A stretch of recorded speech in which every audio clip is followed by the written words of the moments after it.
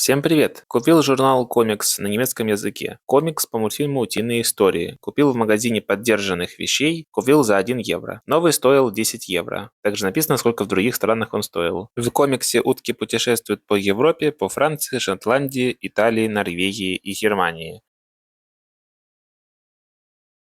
Посмотрим, вот так вот все выглядит. В конце видео добавлю фото, несколько страниц с переводом через нейросеть. Могут быть ошибки и опечатки в переводе.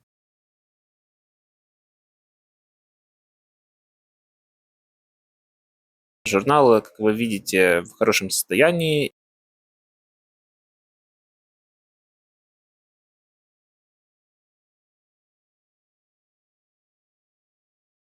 В журнале, как вы видите, множество страниц, потому что здесь много рассказов.